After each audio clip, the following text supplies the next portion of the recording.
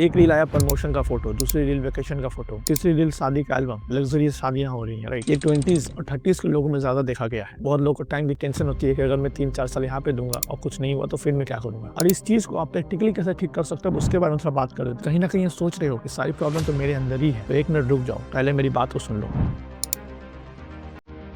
आज मैं जो आपसे बात करने वाला हूँ, शायद आप उसको ऑलरेडी फील कर रहे हो, बट उसका नाम आपको एग्जैक्टली पता नहीं है। देखो, आज का सीन क्या है, लोग गोल्स अचीव कर रहे हैं, डिग्री लग रही है, जॉब्स मिल रही हैं, प्रमोशंस हो रहे हैं, लेकिन फिर भी अंदर से खालीपन सा रह जाता है। और ये किसी एक दो लोगों का इशू नहीं है, मेजोरिटी ऑफ द पॉपुलेशन का इशू है। 25 से 33 एज के लोग, ऑलमोस्ट 75% लोग बोल रहे हैं कि वो स्ट्रेसफुल फील करते हैं। कितने साल का है तू अभी? 30 का ना? 10 साल बाद 40 का हो जाएगा, उसके बाद 50 का, और फिर देखते देखते ना ईएमआई और बिल्स भरते भरते एक दिन तू मर जाएगा। किसी को घंटा फर्क नहीं पड़ेगा। जिस दिन मर रहा होगा तू बैठ के सोचेगा, क्या किया यार मैंने? कीबोर्ड के साथ हिलाया और कुछ नहीं।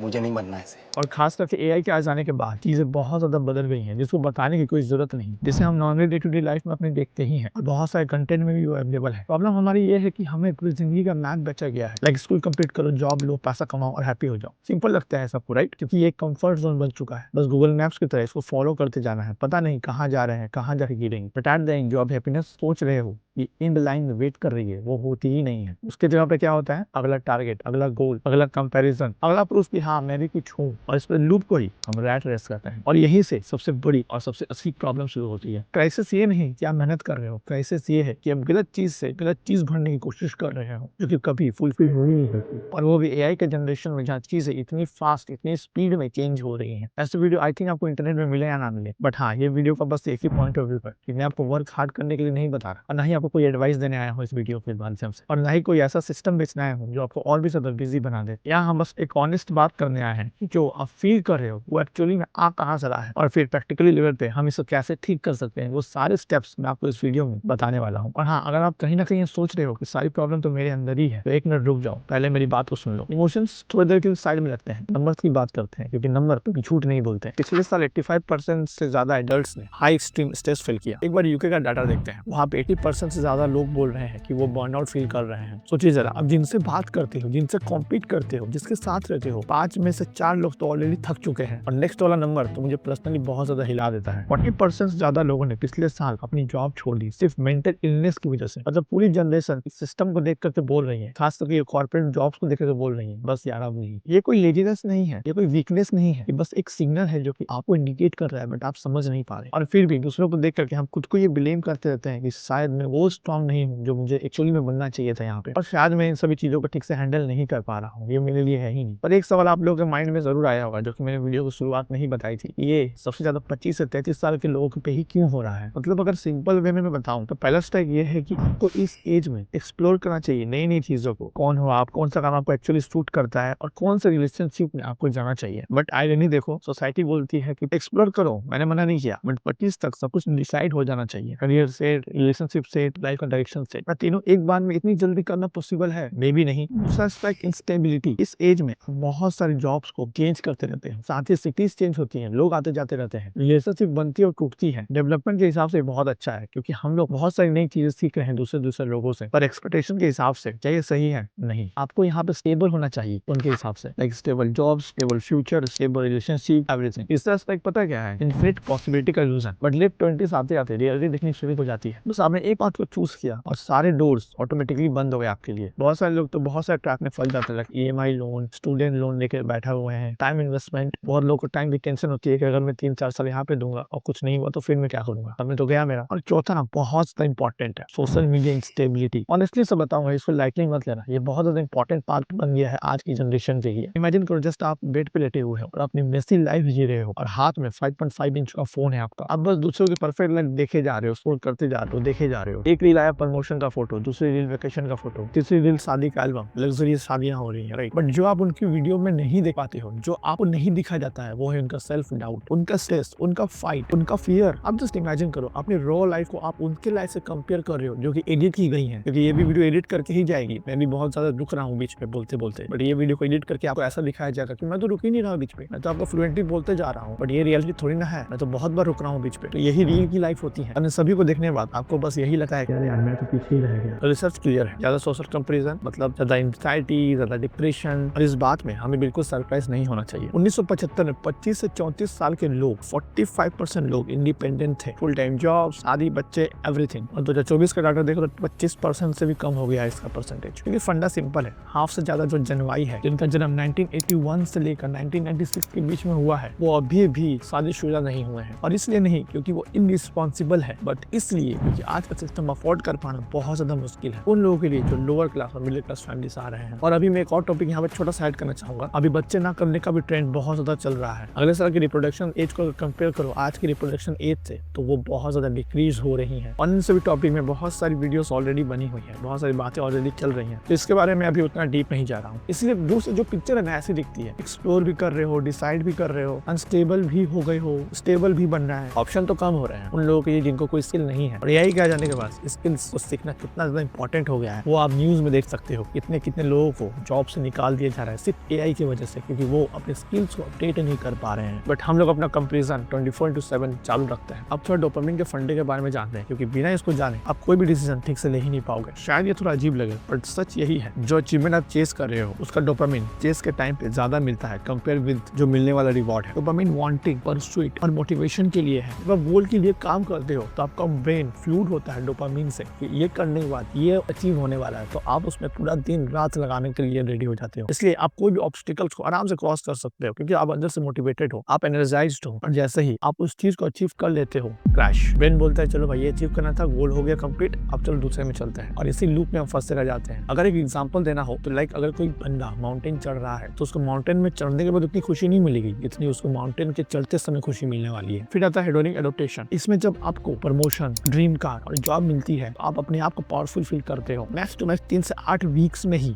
आप इस चीज को नॉर्मल फील करते हो एंड आपको जॉब की अचीवमेंट्स, प्रमोशन, सैलरी रेस सब कुछ नॉर्मल लगने लग जाता है, क्योंकि आप बैकएंड में इतने ज्यादा फंसे हुए हो कि आपको इन सभी चीजों पे ध्यान ही नहीं है और आप बस मेहनत करते चले जाते हो। इसकी कोई इंड है ही नहीं। और सबसे बेकार बात है कि ये जब आप अकेले रहते हो ना तो आपको ज्यादा टच करते हैं सब थिंकिंग्स। मतलब आपके अंदर 2 सिस्टम्स हैं, सर्वाइवल ब्रेन और सोल। जब भी आप किसी जॉब को छोड़ते हो और आपको बर्नआउट होता है या सक्सेस की एंट्री होती है तो उसको हम सोल की प्रॉब्लम बोलते हैं, ना कि ब्रेन की प्रॉब्लम। जो सर्वाइवल वाला ब्रेन है वो प्रॉपर्ली काम कर रहा है बट आप उसको प्रेशर दे रहे हो। Perfect job following, status, social following सब ले लो, लेकिन आप कहीं ना कहीं फिर भी लॉस्ट फील जरूर करोगे, क्योंकि आत्मा का क्वेश्चन, सोल का क्वेश्चन अभी भी अनसॉल्व्ड है। मैं कौन हूँ, मैं यहाँ क्यों हूँ, क्या मैं सही से ऑथेंटिकली जी रहा हूँ या नहीं। और इस चीज को आप प्रैक्टिकली कैसे ठीक कर सकते हो उसके बारे में थोड़ा बात कर रहे थे। इसको स्टार्ट करने के लिए बस 1 वीक लग सकते हैं। अपने आप से ऐसा क्वेश्चन पूछो जो शुड में हो। और दूसरा 30 मिनट के लिए अपने अंदर के बच्चे को जगाने की कोशिश करो, उससे आपकी प्रोडक्टिविटी वापस से रिज्यूम होगी। हर सप्ताह आपको जो भी मन हो, like drawing, cricket, football, music, writing, anything